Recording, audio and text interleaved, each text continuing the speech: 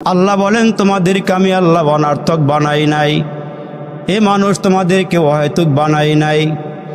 যদি আল্লাহরে জিজ্ঞেস করি আল্লাহ কি জন্য বানাইছেন, আমাদেরকে একটু অবগত করাইয়া দেন, আমাদেরকে একটু জানাইয়া দেন আপনি আমাদেরকে কি জন্য বানাইছেন। আল্লাহ পাক রব্বে কারিম বলেন, ওমা খলাকতুল জিন্না ওয়াল ইনসা ইল্লা লিয়াবুদুন।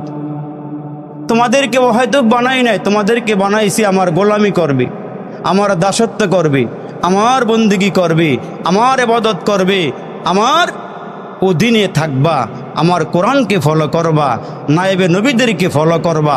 আমি আল্লাহ তোমাদেরকে এই জন্যই দুনিয়াতে পাঠাইছি। এখন আল্লাহরে জিজ্ঞেস করি, আল্লাহ কতক্ষণ ইবাদত করব? 1 ঘন্টা 2 ঘন্টা ওয়াজ শুনলেই হবে না আরো বেশি ইবাদত করতে হবে? আল্লাহ বলেন, অবুদু রব্বাকা হাত্তা ইয়াতিয়াকাল ইয়াকিন। প্রত্যেকটা মানুষকে মৃত্যু আসার আগ পর্যন্ত ইবাদত করতে হবে। জোরে কোন সুবহানাল্লাহ।